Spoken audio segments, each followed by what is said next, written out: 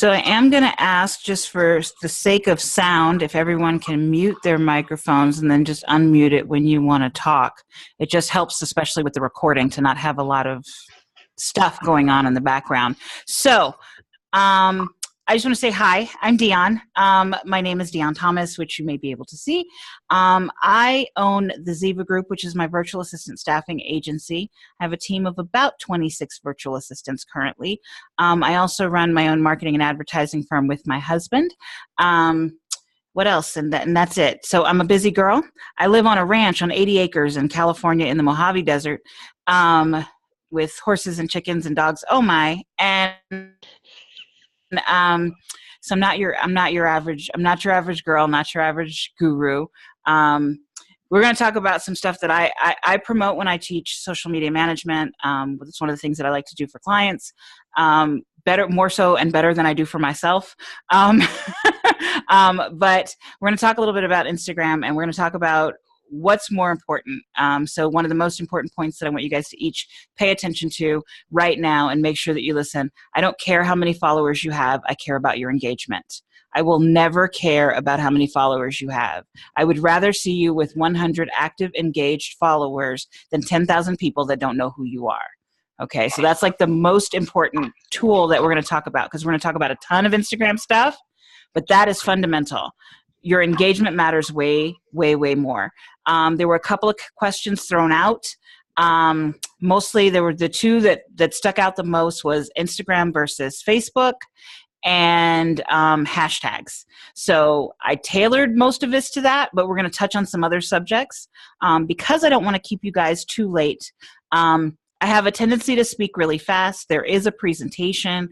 Do interrupt if you have questions. I'll stay as long as everybody wants to stay awake. Or until my husband gets home and wants his dinner. So we're going to get started right now. So I'm going to go ahead and share my screen. Let me get everything situated. So if you guys have questions, don't hesitate to ask, because I will listen and enjoy answering your questions. So there we go. Okay, let's go. So hopefully now you guys can see my screen. Now I'm assuming if we're talking Instagram here in this particular group, we're talking about Instagram for business. We're not talking about our personal profile. We're not talking about that. And we may be using our personal profile, and we'll talk a little bit about that. But the most important thing I want to pay attention to for you guys is that Instagram for business, just like Facebook for business, is different. And we want to use them differently. We want to engage differently, and we want to make sure that we are consistent, because that speaks volumes for our business. So how do you know whether you have a personal one or a business one set up? You would have to change to a business. When you first sign up for Instagram, you will have a personal profile. Mm-hmm. You will have to go through and change to Instagram for business. And after this, I'll be happy to walk you guys through the steps. I can actually share my iPhone and walk you guys through the steps to make sure you have a business profile. The most important factors of having a business profile we will talk about, because they really are the difference in why you want one or the other. So we'll talk about that. We'll talk about basics of business versus personal profile, why you should update your website links on your Instagram profile, what should be in your bio, and whether or not you need a theme for your Instagram feed. We'll talk about Instagram versus Facebook, either or both. We're going to talk about hashtags. Hashtag this, why you should be using as close to 30 as possible, and how to research your hashtags, and why you should be building your list on Instagram. So those are the first few topics. Do I have any questions initially so far? Because I tend to talk really fast and I don't want anyone to feel left out. And you may have said this, and I apologize if you did, but this slideshow that she's showing us, we'll have access to for us to review it. Mm-hmm. Mm-hmm. I have a quick question, and you guys will, yes. This is Nisi. Hey, hey, girl. Hey, when you convert your Instagram, if it's personal, do you lose any followers by converting it to business? You do not lose your existing followers. It does alter a little bit how you interact with them, but you don't lose them. And we'll talk about the two most important factors that you lose when you switch from personal to business. There's two things that you lose, but they really shouldn't matter. They really shouldn't matter if you're using Instagram for business. Okay, perfect. So thank you. We'll talk about that. No worries. All right. So the basics. There are four main reasons that you want to switch to Instagram for business. You want access to Instagram Insights. You want the ability to add a contact button, which literally allows people to connect to email you or call you right there from Instagram. Your industry, as you've defined it on your Facebook page, will show on your profile. And the ability to add links to Instagram stories. Now, that is changing. When it was initially rolled out where you could add actual click links to your Instagram stories, was originally only offered to those that had 10,000 or more followers. But that is slowly trickling down to the rest of us. So keep paying attention, try it out, and know that that's coming. The benefit of that is when you do an Instagram story, if you talk about a product, if you talk about an upcoming class, if you talk about anything, they could click the link and register right away, or click the link and purchase right away. You can also link in if you have a business profile and you sell hard products, if you're doing special sales, anything like that, and you're allowed to do it in your business. I don't know how Mary Kay works. You can actually, if you have items for sale on your Facebook page, you can actually add links to photos in your Instagram feed so that they can click and purchase right there. So if you're using Shopify or anything like that, they can click and purchase right there from Instagram.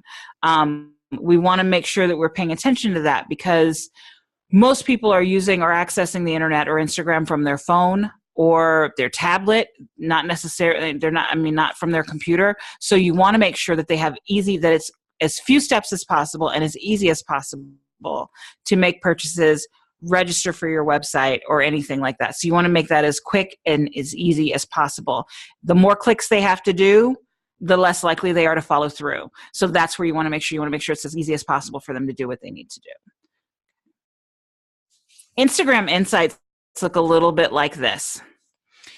And the reason that you want to know this is that you want to pay attention to, there's some key things that I like to pay attention to when I look at Instagram Insights, when I look at a client's Instagram Insights. I always like to know what's new this week. Again, I don't care if you have 21,000 followers, 2,000 followers.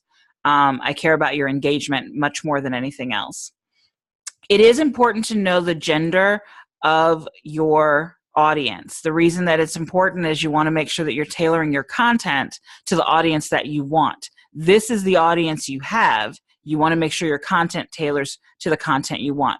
For example, I have a client that sells makeup products. And she sells vegan lip glosses. I'm wearing it, by the way, as well as other things. But she was disgruntled because when she looked at her insights, she realized that the bulk of her followers were men. Men were not going to buy vegan lip gloss. The reason they were men was because she's gorgeous. And so a lot of her photos focused on her beauty. They weren't looking at lip gloss. They were looking at her. So we wanted to make sure that we started tailoring her images and her content to invite more women in. So that's one thing. You want to know the age range. The reason you want to know the age range is you might be surprised who's following you on Instagram. And you want to make sure that your content is appropriate. Like I personally have a tendency to, every now and then I'll say certain words or use certain words in text or in the captions. So I want to make sure that my 13 to 17 audience is pretty low.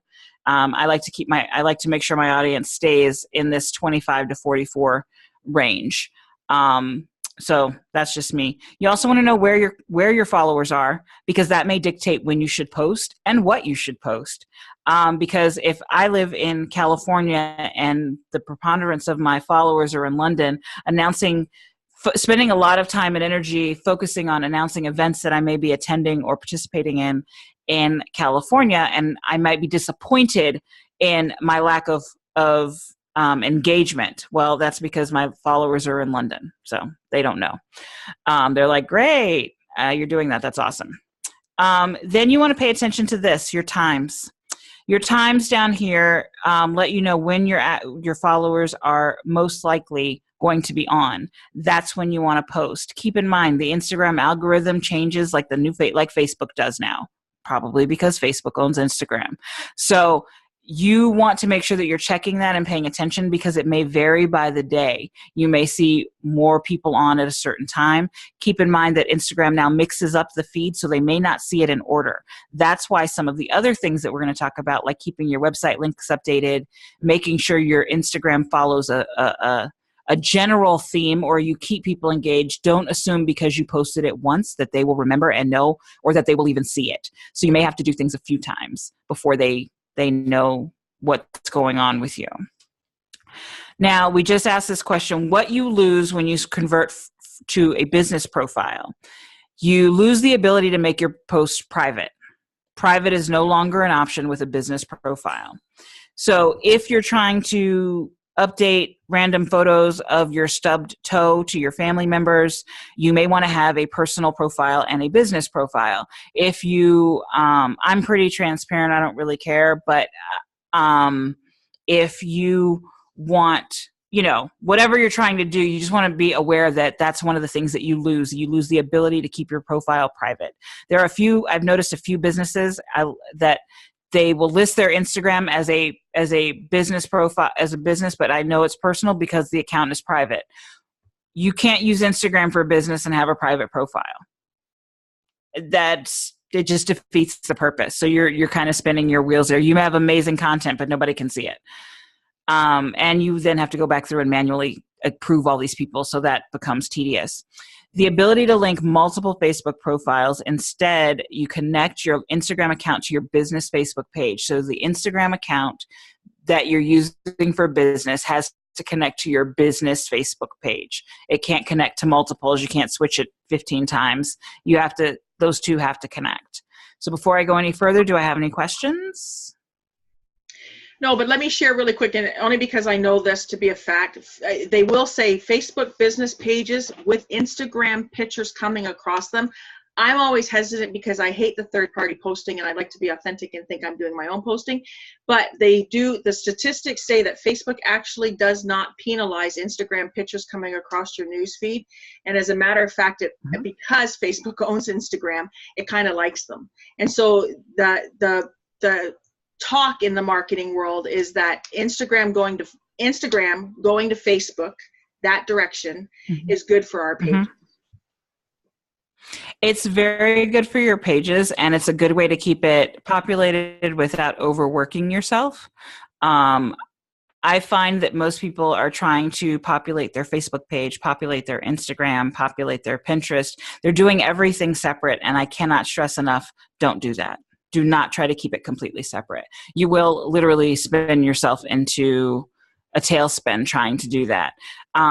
Keep an overarching theme, and go ahead and let your Instagram, feed on over.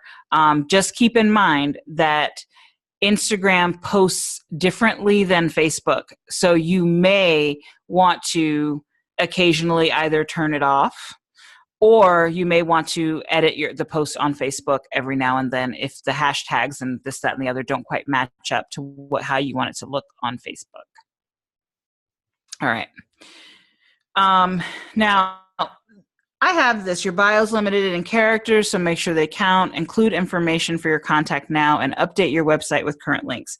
I am going to switch really quickly. Stop the share, and let me see if I can make this work. I used to do this all the time. Share my Instagram, my Instagram feed. Let me see what I can do here. Let's see. Insta. Okay, let's share. iPhone, iPad. Share. Okay, hang on 1 second. It's coming.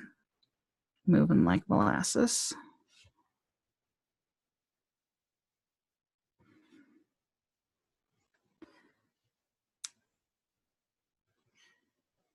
Hang on, Zoom's thinking about it. But I'm going to show you really quickly how that. I have to be on Wi-Fi. Okay. My assistant is here with me, and she has a question. Yes. So I just tried linking my group to Instagram. You can't link your group. Okay. You have to have a Facebook page. Okay. I'll make a Facebook. Mm-hmm. Hang on. It's thinking about it. Let's see if it's going to work. There we go. All right. So we're on Instagram. We're going to go over to this is technically my personal profile. So as you can see, it says entrepreneur because that's linked to my Facebook page. You have the bio here. That is my tagline, classy, sassy, and a bit smart-assy. And it goes on to say those things. It has my phone number listed, which is crucial.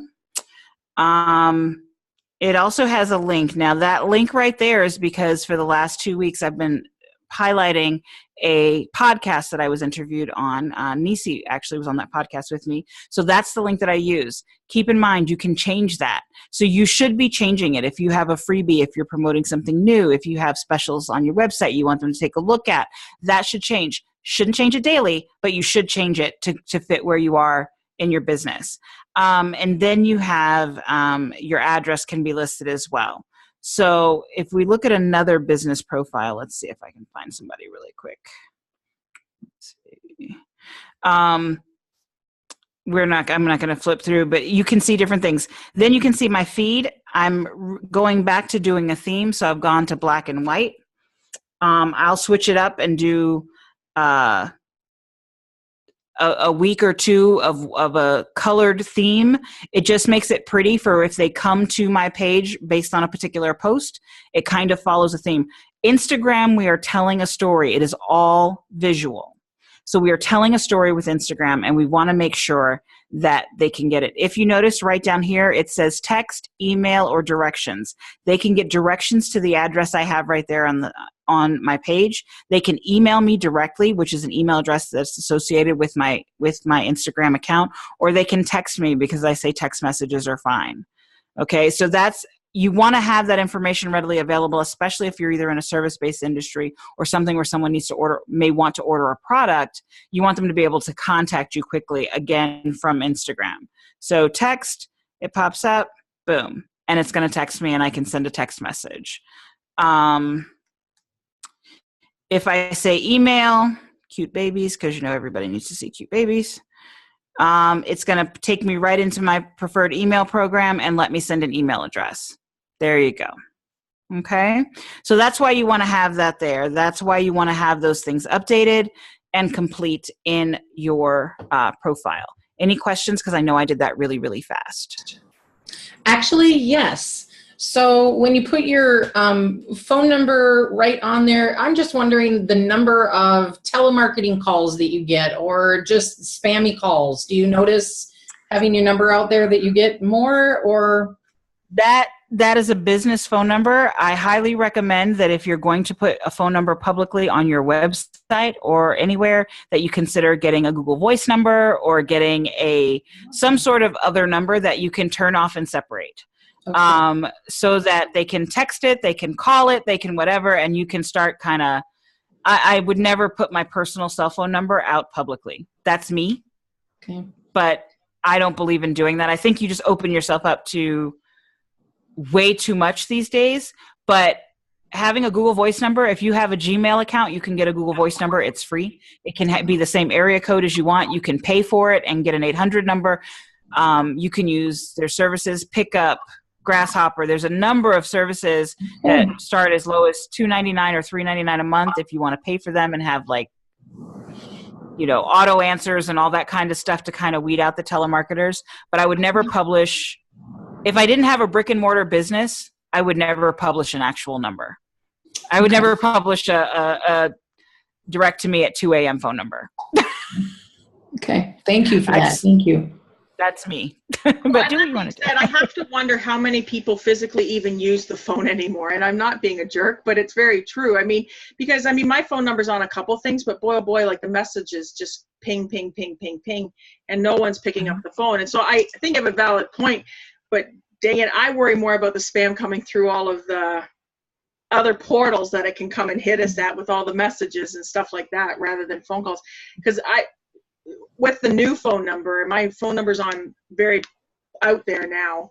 I haven't had a call yet, dang it. And so it's kind of crazy, but I'm glad you brought that up because it's true, because I think our cell phones can lead people to us. So from a safety standpoint, it kind of should freak us out a little bit. But when it comes to the 2 Mm-hmm. a.m. phone calls or whatever, mind you, I put my phone on silent after a certain hour, but Yeah. it's interesting to think Okay. about. Well, I didn't even know But about you can get, I didn't know about the Google phone number thing, so thank you for that, and I'll certainly look into that. So, Yeah. because on my website it does have my actual cell phone number, and that's what I use for business and personal and everything. So, I maybe need to separate that out. I went to that for a number of reasons. One, life happens and cell phone numbers sometimes need to change, and I don't know what those reasons are, and I don't need to know what those reasons are for any one person. Your Google Voice number is yours for life. So you don't have to worry about if you get divorced and need to change your phone number, if you have a crazy I don't know what's I mean, life happens. But you can point your Google Voice number to any other live phone number. It works through Google Hangouts if you have an iPhone or if you have an Android. You can call back from that number. So they really never have to have personal access. So depending on how public you want to be or not, you can kind of separate it. I use Google Voice. I've used it for about 10 years. The reason I do it also is that I can turn off. When it's my personal phone, I'm less likely. I'm a mom. I have, other things, so I'm less likely to turn off. But with the Google Voice number, I literally have it set that at 8:00 at night, don't ring, don't ding, don't, and I can route it. So if I need to go out of town or go on vacation or whatever, I can route it to my assistant. I can route it to anyone else to answer those same calls. And the client or the caller only has to know one number. They don't have to know, oh, Dionne didn't answer her phone. Let me try and find Savannah. It'll just roll to Savannah. So that's my thing. So that's something that we should consider. And as women, we should consider not giving out our personal cell phone numbers and having direct access to our locations and things like that. So that's something I also want you to be very aware of when you post on Instagram and it says post your location. A lot of times it's automatic. It'll put in where you are. Make sure that is not geotagged to your home or to some place that you are. Make sure that that's just sort of just always check it and see where that links to. Because I haven't heard of extensive cases, and we're all in business and I'd hope that it wouldn't occur, but you never know, right? You never know. So better safe than oops. So we'll go from there. All right. Now, when I say a theme, I don't care. I like to go with a certain color-coded theme, but it's not required. What I do want you to think about is that Instagram is about telling a story. It's about, think of Instagram like, for those of us that are old enough, old Polaroid pictures. We used to love them because they snapped pictures in the moment. Instagram is trying to maintain that integrity, even though they know people are scheduling and using other resources. Your theme is that you should have an overarching theme. I would say that is either it's leading people to your business, but you have to be clear on what that goal is. Are you wanting to lead them to an introductory phone call? Are you wanting to lead them to purchasing your product? Whatever that is, you want to make sure that continues and is a theme that carries out throughout your posts. You cannot assume that they're going to see your posts in order and know exactly what you're asking them to do. So you want to make sure that you have a path and a clear theme that you're taking them down. If you don't know the road your customers are going down that you want them to go down, they'll never get to the destination. Instagram is incredibly visual. We want to talk pictures with faces do better than words. I use words about every other post. All my other posts have faces, be it mine, my dog, stock images that I've picked up off of Pixabay or others. Whatever it is, you want to keep it the same. You want to make sure when you're using text and images, oh my goodness, men can only see about 6 fonts readily. Keep your text clean. All the pretty, fancy, girly, curly Q fonts, you do realize people are looking at it on their phone. They can't see it in 3 inches. So make sure that your font is clear and crisp and clean. Leave the curly Qs and stuff for your website and the big things where they can actually see it. They really can't see it on your on their phone. And they're more likely to scroll past it and not even hit like because they can't read it fast enough. Always remember you're telling a story. You're taking them on a path. You're taking them on a journey, and make sure that you have some overarching things that carry through. Always include a caption with your images. I highly recommend that you always include a caption. Always say something. You can put your hashtags either in your caption or in your first, or be the first comment on your post with your hashtags if you want to keep your captions clean. But your caption should be clear, concise, and have information. Remember, they can't click links in a caption. So if you're going to be talking about your upcoming podcast or your blog post that you posted this week or whatever, that's the link that's in the top, and you want to also always remind them, click the link in the bio, so that they can stay up to date with you. Do I have a question? I have a question. Yes, I do. When it comes to the hashtag side of it, and so you alluded to the fact that we could put it into the first comment section. So those comments are also searched when you're searching via hashtag? Correct. You see what I'm saying? Really? Across the whole platform? Correct. Wow. Okay. I honestly didn't know that. Yes. Because I figured it had to be like in the main post, for lack of better words, because I'm a Facebook person and not an Instagram person. But I didn't realize that. So when we type, if I want to search entrepreneur, it's going to search both posts plus comments. Correct. Wow. Okay. Thank you. Correct. It's why you also, if you're going to do it, you want to be the first comment. You want to do it right away. Instagram is rapidly moving to the likes of even like Twitter. So on Twitter, your post is only alive for maybe 30 seconds. By alive, I mean it's only going to show, people aren't going to scroll longer than about 30 seconds of posts back. Instagram is fast moving in that direction. That's why they switched up the algorithm to kind of throw things out in random, and they do base it a lot on your engagement. So we talk about engagement. So you want to make sure that you're getting those hashtags in, and now Instagram allows you to save hashtags and save searches, so you can just literally click and go in and look for that hashtag. So that's super, super awesome and makes it really easy for folks to find you if you use a branded hashtag. So that's also a great way if you want to run a contest where people maybe buy a product or try a product. I know I got my Mary Kay girls, I got my spa girl here. So they're like, hey, if you want to talk about the product that you use and you love it, use hashtag whatever, and then you can search it, and then you have the ability to go and comment and boost their engagement, and it follows in the theme. Hashtags that you do late. So like if you do a post and remember, oh crap, I didn't do the comment and didn't do the hashtags, it used to work that when you added the hashtags, it would put it back up to the top of the list. It doesn't anymore. It leaves it where it was. So you have to be very careful to do it when you're do it quickly. That's super important. So we'll talk a little bit more about hashtags. We're going to talk about hashtags in a minute. We want to talk about Instagram versus Facebook. The demographics are different. The way they're used is different, but they can feed each other well. So you want to make sure you're understanding that. Instagram demographics, these numbers are a little bit older. What they've done is increase, not decrease.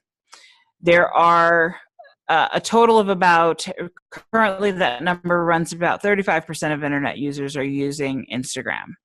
You want to make sure that you know that there's always more women than men. You want to know because if you don't know who your target customer is, that's a whole other lesson, and I'm sure Cheryl can take you through that. You need to know who your target customer is. If you ask me, should I use Instagram or should I use Facebook, my first question is going to be, who's your audience? Who is your audience? If your audience is between 18 and 35, then you should be using Instagram. If your audience is 30 to 45, you should be using Instagram. You should be using Facebook with a dash of Instagram. You really have to know where your audience is, because if you don't know where they are, then you're never going to get the engagement that you want. You're never going to get the return that you want from any platform if you're not there. If you're looking for high-end, highly professional, financial advisors, they're probably not on Instagram. You probably should be over on LinkedIn. So if you don't know your ideal customer, if you don't know who that is, I know I teach a class on how to find it. I know Cheryl will take you through your paces if you don't know who your ideal customer is. So she will hammer you until you get down to who you want to talk to. So definitely know who your customer is and where they are, because that will help you and save you a whole lot of time and energy. So we're going to talk really quickly about reach. Instagram has more than 800 million active users. Now, this information, this presentation will be made available to you guys. You can look it over. I've also included the articles that I use to research and through the sources that I use as well in the presentation. So none of this is stolen or taken or whatever. You can go read the original articles and go get all the information you want. You want to make sure that you understand where they are and who they are. The sheer number of users makes Instagram huge. Facebook has more users, but really Facebook lacks in the next category, which is engagement. You get more engagement on Instagram than you do on Facebook. So people on Instagram tend to be more engaged, more active. They can like things, they can save them, they can go back, they can share them. Facebook, you may get a like, but Facebook likes don't really mean anything. If you have a Facebook page, this is just a tidbit, and you got 1,000 people on your Facebook page, and you're like, woohoo, I've got 1,000 likes on my Facebook page. I'm like, awesome, but if you don't have a minimum of 100 likes per post, nobody sees what you're posting. You need a minimum of 10% of your audience in order for your post to be seen on everyone's feed. So if you're not getting those numbers, just know that nobody's seeing your stuff. Cheryl unmuted. What you got, Cheryl? Thank you for making attention to my unmute. But that being said, only because I don't, and only because you know that Facebook's my love, but that being said, I don't want to discredit the use of Facebook business pages because they say, and I think Dionne will attest to this too, 80% of people are going to look for us on social media before they look for us at a website base. And that being said, if you're not posting, whether your posts on Facebook business pages are getting seen in Facebook, to me becomes almost irrelevant in this kind of conversation, because you still want to be there on a consistent daily basis, showing your personality for that one person that stumbles over there to check you out before they do business with you. Whether you show up in their newsfeed or not, I'm talking about when they intentionally search for your business page on Facebook based on your business card or whatever you've handed out, you still, for the minimal amount of money it may cost for someone to run your page for you or for you to be active on it yourself to throw a post up, you still want to be there for that one person who may go over to check you out, even if it doesn't show up in the news feeds. Yes, I fully agree. The statement is more about, a lot of people build a Facebook page, they tell all their friends to like it, and then they're frustrated because they have 3 likes. So they're not using it effectively. So then they kind of don't post on a regular basis and they kind of throw it out and they kind of just are like, eh. So what my phrase about engagement is that it's not showing up in their feed. So what your Facebook, you need to be looking at Facebook. That is Cheryl's baby, but you need to understand that that your Facebook page needs to always be updated and populated. But your engagement, if you're looking for engagement, you're going to see greater engagement per post in Instagram. That does not mean don't feed your Facebook. It doesn't mean that. And don't make that mistake either. So let's talk about how they rate. We went and did, this came straight from one of the articles that I posted, and I couldn't agree more, so I didn't even bother changing anything. Instagram is better for engagement. Facebook has higher visibility. Most companies I will search for on Facebook. Most products I will search for on Facebook. I will instantly go to Facebook and search for them. We're not talking tonight about Pinterest, but I will tell you Pinterest is a search engine. If you have products and you're not using Pinterest, you're missing out. Instagram is better to reach a younger audience, usually under that 30 to 35 range. You're going to find your audience on Instagram. And what you may have to figure out is that if you maybe your current audience is older than that, but you'd like to reach a younger audience, then you need to be using Instagram more effectively to reach that audience. And that may mean splashier pictures, color, slicker images, that kind of thing. Remember, Instagram is all about the look. Facebook is better for distributing information. So if you write a blog post, you want to make sure you're always sharing that on Facebook.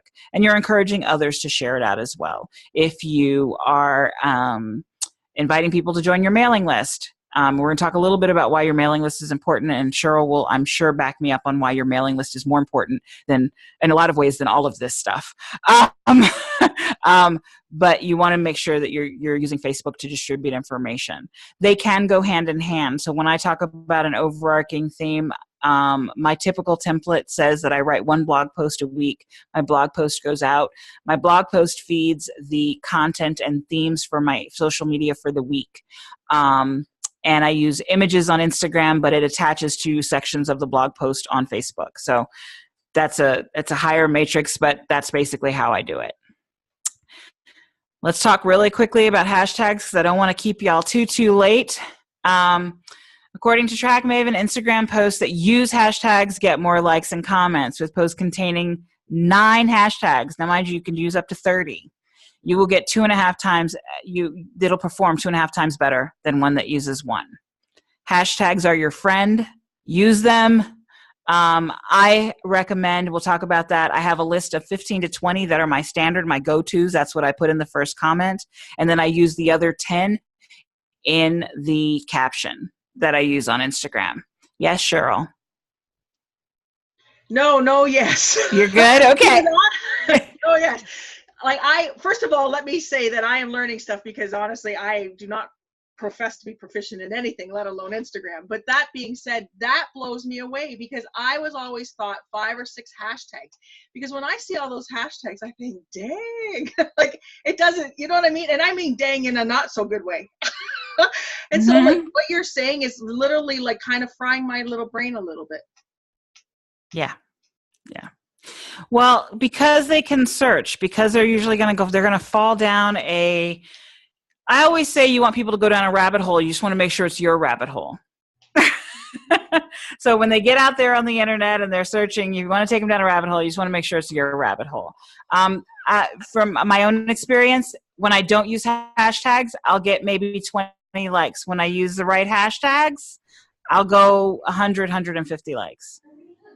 I have no rhyme or reason to why. I mean, obviously it works. That's all I can really say is obviously it works. And I don't know if you're going to touch on this or not, but are you going to touch on how we can search hashtags to grow our reach in our businesses? Oh, yes. Oh yes. Okay. All right. I had a quick little something. Let's talk about what makes it super quick. Yes. So I'm thinking about, if let's say we're posting about natural and organic skincare. So that, non-toxic, organic, whatever, natural, but whatever. So those are your hashtags. So when you're talking about having people only come down your rabbit hole, if you're typing in natural and organic skincare, all of a sudden you're bringing them to every other person that's on Instagram that also sells natural and organic skincare. So are those hashtags that you shouldn't use, perhaps? We'll talk a little bit about the hashtags you should and shouldn't use, how you should pick them, and what you should be, how you should be treating how you should feel about it. The one thing I can tell you is that there's a whole world out there of those 800 million people on Instagram. You cannot think you're the only person that sells natural and organic skincare products. You want to just find the hashtag that's going to work best for you and then go with it. And understand that what the hashtag does is it opens you up to people who may not otherwise find you. Yes. They just may not find you. They may find other people, but they may not have found you. They may have never had any reason to find your post. Okay. But you use the right hashtag, and when they search that hashtag, they were like, hey, let me click on this picture. And they click on the picture and like, hey, I like what she said. Let's go look at her bio. Hey, and then there they go. Yes, Cheryl. Sense. And that being said, actually, to kind of complement what you said and what Wendy's alluding to is on my, we'll call it my second start, since some of you know, but on my second start, on my business cards for this one, and especially since Wendy, you know the most out of everybody sitting at the table right now, I totally put hashtag WUYWA, we understand where you are, and hashtag NEDTE for the Spanish side, same as the first letter of everything. And I actually put them on my business cards, and I think I sent you a copy of them a while back, but that way on every platform like Facebook, Twitter, Instagram, I've used those hashtags every post for both, either like whether I'm talking the English side of my business or whether I'm discussing the Spanish side of the business. And so therefore I use that as a way that no matter where they went, if they search for that hashtag, they're going to find whatever company they're physically looking for. And so this is the first round time I've ever done that, because A, I just never have done it before, but B, I recognize the importance of hashtags now. But it made a huge difference, especially on the Spanish side, because obviously it's a little bit more politically based and a little bit more tender of a subject. And the Spanish side, it's the hashtag that people are finding us on, not that long-winded name of "we understand where you are" in Spanish. Right. Okay. So great hashtags will cause your post to get more likes and comments, are popular but not so popular. So we're going to talk about why we want to look at a hashtag and how we want to find the number 2 and 3 in that category, not necessarily the number 1. We're going to talk, that's kind of what it is. Hashtags work together to stir up your post in the top post. So you want to make sure that in the top post, you're in the section, you want to get competitive with how you use those hashtags. And you can generate feeds of consistent, high quality, relevant content. If you're using the right hashtags, you're going to reach the right audience. And we're going to talk about, my husband is a photographer, among other things, but he's a photographer. And he did his hashtags and he listened and he did it. And then he was like, well, all I'm getting is other photographers. And I said, because your hashtags are for other photographers. And he's like, what? I was like, well, you mentioned what kind of lens you shot with. You hashtagged Canon. You hashtagged this. Great. Canon has taken 3 of his images and put them on the Canon website. And that's awesome. And as their photo of the day. And and I'm like, but well, you advertised to other photographers. And he was like, why didn't you tell me? I was like, because it was your page. What did you want me to tell you? You do what you want to do. So you want to make sure that the hashtags that you're using, a lot of times when we look for hashtags that speak to us as the business owner, and we forget that we need hashtags that speak to our customers, not to us. What are our customers going to search for us as? Not what would we look for us as? Does everyone understand what I mean by that? Like, I don't need to put people aren't looking for me as, I don't know, but what they're looking for me as, not as what I would look for me as. So any questions about that? Wendy and the Mary Kay chicks would be more apt to put like rashes or like skin concerns or blemishes or allergic or some of those. And I love what you just said, because basically, like, yeah, we're attracting our own tribe. I mean, there's a keto lady here that we had that same conversation. You're in all these keto groups. Why? They're already in keto and you want to be a keto coach. You got to attract who you want and pull them in. You're sitting in your keto groups and everybody's already there, for Pete's sake. So I get it. So I appreciate that view. And you also want to be aware of doing something that's pretty interesting. You do it in SEO marketing, you do it in other things. You also want to occasionally choose the opposite or the negative hashtag. In other words, the counterbalance to what you think you want, right? So if you want, I'm trying to think. So spa products, right? So you always think of using things that have to do with rest and relaxation and peace and all this kind of stuff. You may want to use chaos and stress and the opposites of what you think people are looking for. In other words, I'm stressed out. Oh, let me go find this product. Not, I'm so relaxed and mellow and I'm thinking about, whatever. So you want to use the counteract of the negative, the opposite. hashtag that you would think people would look for. So that may be a small thing, but that's also one that'll get you some likes. Research your hashtags. Talk about 3 levels of hashtag research. Offhand hashtag research is just what it says. Is everything is reactive. So you're posting in real time, you're sitting there with your phone, you type in something and it populates a list of hashtags and you're like, okay, I'll use that one. That's one way to research your hashtags. Not necessarily my favorite. There's quick hashtag research using Instagram's native autocomplete function. Here's the thing I want you to know about that, and I mentioned it, I think, on the next slide. Instagram shows you what they think you want to see, not necessarily what you need. Okay?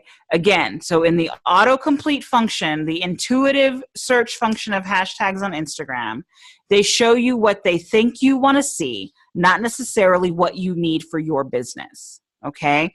So use that with a grain of salt. Now, there's software like Tailwind that will take you on a deep dive into doing that, but then there's some other things that you can do to research your hashtags. The number one best way to research the best hashtags for your business is to stalk your competitors. Stalk them. Read their stuff, pay attention to their stuff, look at their posts that have high engagement and see what they did and duplicate it. Don't steal it.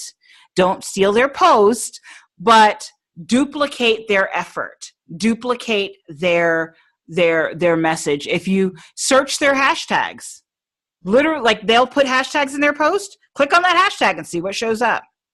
You can spend effectively, I would say, 1 hour once a month, search the most popular hashtags, save your standard set, and move on. You do not need to. Most of us are spending time on Instagram doing hashtags on the fly, day to day, adding them as we need. You're killing yourself. That's why you don't want to use Instagram, because you're working too hard. Okay? Get your core set, 15 to 20, then add things that show up or you think are funny, or that are relevant to the thing that you're posting, and use those. But research your 15 to 20, your core posts. So this is what I was just talking about. There's a limitation to the Instagram autocomplete and related hashtag. They're designed to show you the hashtag you might be looking for, not the one you're going to get the most engagement from. So they're built for the average user, not for someone who's marketing on Instagram. So look at your competitors. If you sell Mary Kay makeup, I would be looking at other reps that maybe sell Perfectly Posh or other brands. I don't really think they compete on the level of Mary Kay personally, but look for those other brands, look for other high-end brands, and look at what they're doing, and look at what hashtags they're using. And you will see a theme or a common thing. The other thing I always recommend is to have a branded hashtag. Okay, Cheryl just talked about her branded hashtag. We can search for her with that hashtag anywhere. You want to continue to have your own branded hashtag. Always have your own. That way, that's what you put on your business cards. People can just go search for that hashtag and they can find you. Again, taking you down your rabbit hole, not someone else's. Last but not least, I want to talk to you guys about why you need to build your list. You don't own Instagram or Facebook. You don't own your audience on Instagram or Facebook. You do not own their names, their email addresses, the ability to contact them. You own nothing. You can be shut down because someone decided to report your profile because you were competing with them and doing too well. Okay? That's the harsh reality. Social media is like high school. Okay? Take your followers off of social media.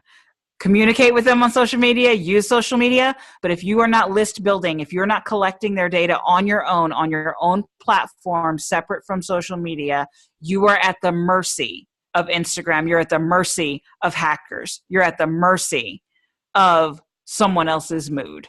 Okay? So take your audience off. You want to make sure you never forget to have a call to action on any post that you use. You never assume that you own your followers. You want to encourage them to register, sign up, opt in on your website, however you want to do it. We'll do it. You want to change your web link? don't do it daily. Just don't, because someone may see your post from 3 days ago when they flip through their Instagram feed. So keep your post the same for about a week. Use your Insta stories, tell your stories, speak your, do your live, share your images to your Instagram story. A lot of folks like the stories because they're quick. It kind of scrolls through the person that they want to see. So use your Instagram stories. They're fun. They're cute. You can go live in Instagram stories.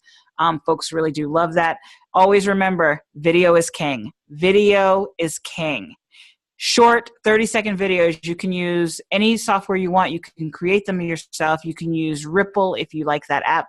You can use Animoto if you're more advanced. There's so many things out there. Quick videos, whether it's your face and you're talking or you put together a quick little promotional video. Video is king. People are lazy.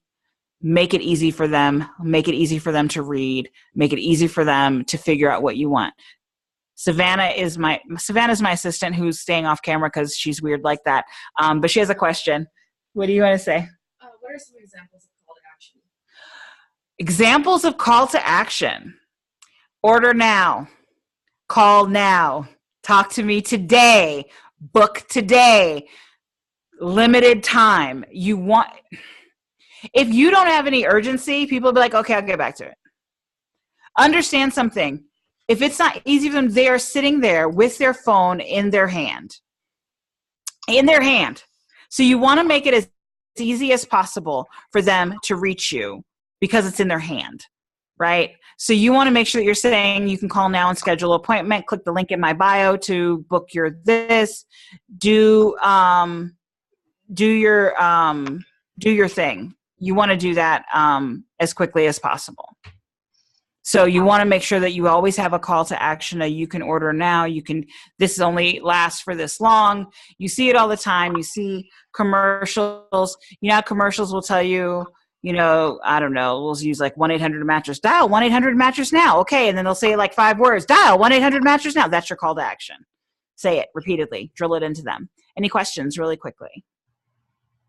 Any more questions? The key to that is we need to invite people to do business with us. And I think that we always wait for them to want to do business with us and we don't give them the opportunity.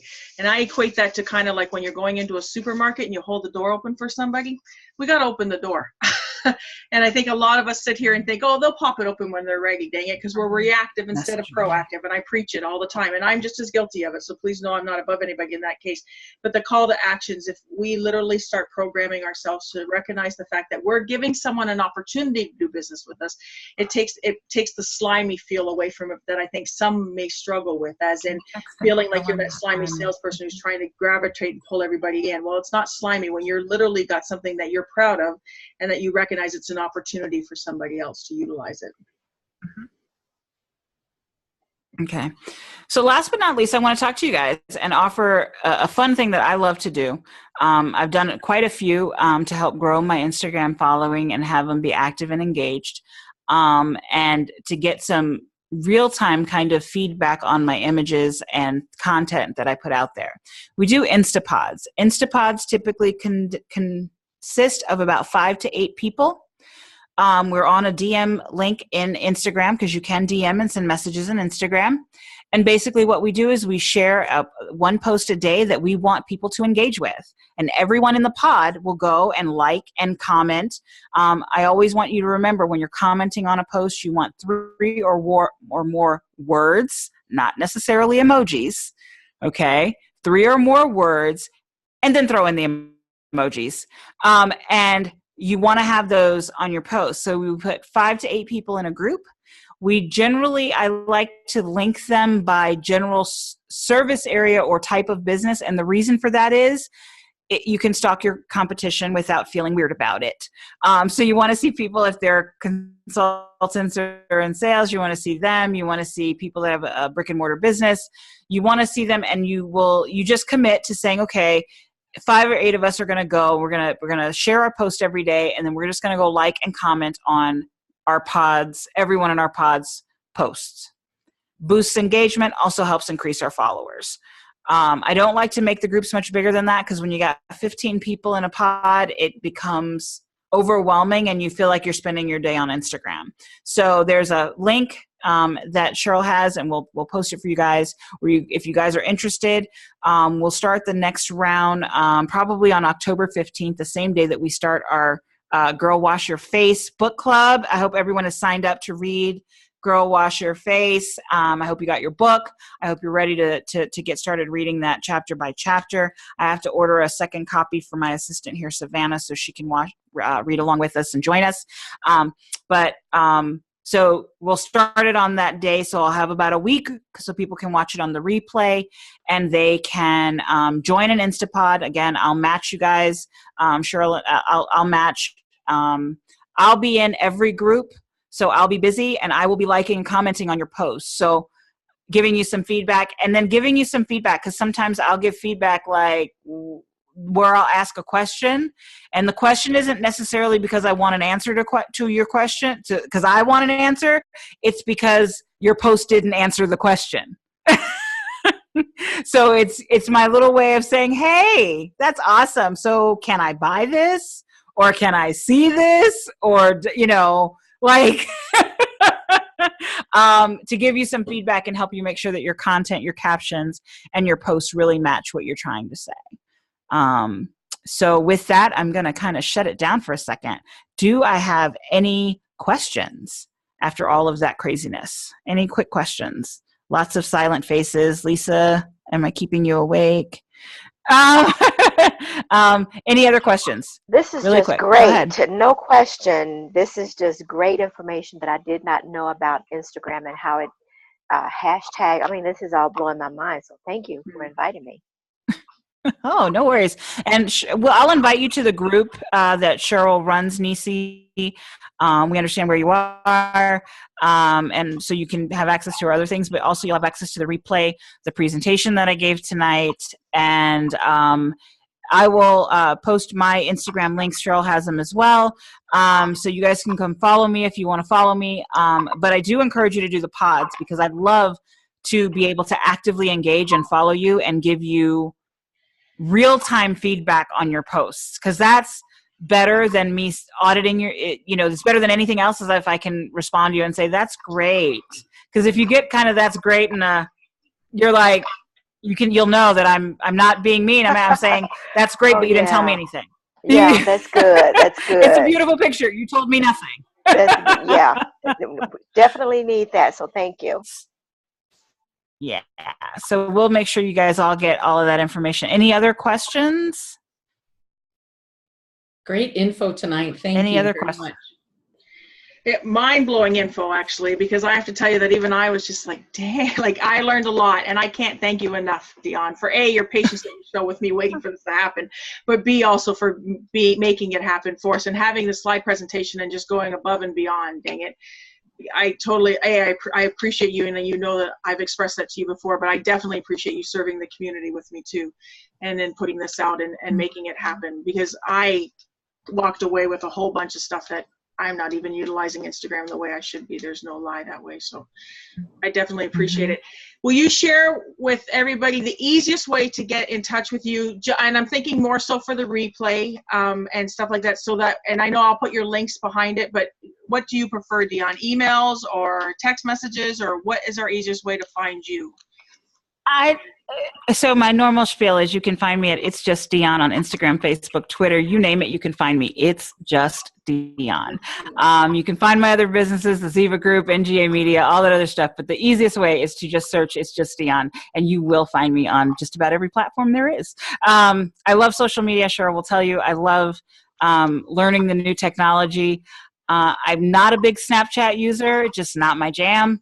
I think it's great for the kids, but just it doesn't really apply for business for me. But Pinterest is a new one. If you write blogs or have products or share anything like that, Pinterest is huge. I haven't maximized Pinterest. I have a friend that maximizes Pinterest, so I hook Cheryl up with her if you guys ever want to do a Pinterest class. The trick to Pinterest is a search engine. Pinterest is like Google, only condensed.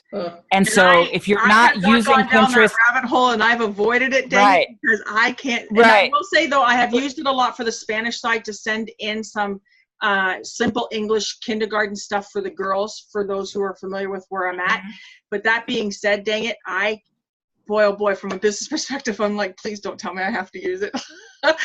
You don't have to use it. I Good. think that there are businesses that it is served for very well. If you market any sort of checklist or any sort of product, any sort of tangible item that people can print or use, if you do any DIY, if you are in skincare or makeup or anything like that, Pinterest could and should be your jam. But it is a search engine, and you have to get out of the I want to share pretty picture mindset and really get into the people are searching for, how do I clear this pimple? They're not searching for lemongrass, whatever. They are searching for, I have a zit, what's a natural remedy? And so that's how you have to look at Pinterest if you ever want to go down the Pinterest rabbit hole. You can look for her. Her name is Mayat, M-A-A-T. Yeah, Mayat. Mayat is amazing. She grew her blog. Her blog is on backyard chickens.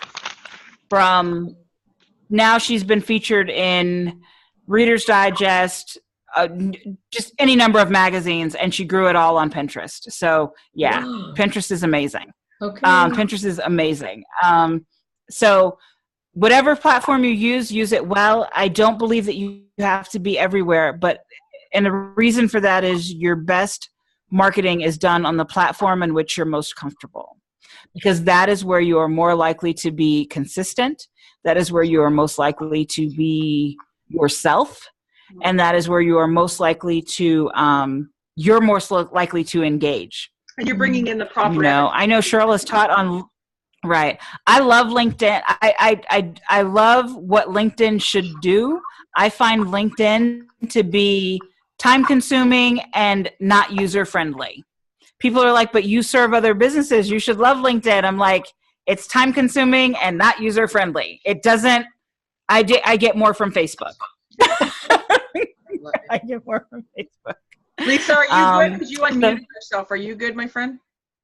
Yeah, I'm good. I just wanted to say thank you so much for this time that she's devoted. There's so much here that you and I, Cheryl, need to get together personally, because there are things that I do not have. It's all good. One of us will have your back. There's no lie. One of us will have your back. That's what it's all about. I don't even know that I have a Facebook business page, but we'll get you there. You and I will talk personally later. I'm all good with that. I welcome it, actually. And Diane always has my back, and I know that beyond a doubt, too. So it is all good. And as a community, I mean, I'm all good. When we do these the first Thursday of every month, we can totally pick and choose what topics we're going to use and stuff like that. I mean, November, I really want to do the action board and vision board and goal setting and stuff, and try and ramp everybody up, because how we finish is how we start.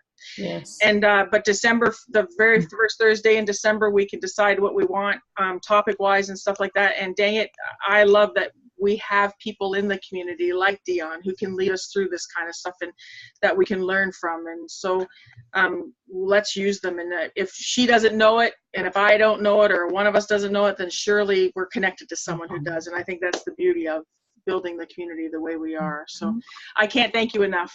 Thank you. I appreciate you. And those who made it onto the live, I am thankful for you for being here. Those who watch the replay know that you're just as valued, and we appreciate you being part of the community and part with us. Reach out to either one of us if we can do anything, and we will definitely hook you all up and take care of you as best we can. So, my friends, and for those that are watching it, for those that are watching it on the replay, I want to encourage you that if you have questions, good for you, please post your questions under the replay, and I will get in there and respond to those. Tag me, find me, friend request me, I don't care how you get to me. But if you have questions or specific needs, please reach out to me. It is way too hard to be in business if you try to do it alone. It's way too hard. And we often want to depend on our friends and family. I always tell you, your friends and family may not be your target audience. Stop trying to depend on them. But I do want to be here. I do believe in answering questions. I do believe in giving back to the community. Yes, I don't deny that I like to be paid for my services, but I like to see people succeed even more. So whatever I can do to help you, I'd rather you just ask me the question. And if I don't know the answer, like Cheryl said, I'll hunt it down. I'm like a dog with a bone. So I will hunt it down if I don't have the answer. So thank you guys so much for tonight. Thanks for putting up with me, and I hope you guys got some good stuff, and anything I can do to help you implement anything, because for me, nothing matters if you don't implement it. We all do these learning sessions, but it doesn't matter if we don't implement. So I want to see you on Instagram pods. I want to see you implementing. I will be stalking you, waiting to see if you don't have an Instagram. I'll be following. Let's engage and let's get it done, because we can all do better together. All right? I love you for that closing line. You ended it perfectly. Thank you, my friends. We will see you all soon. All right, bye-bye.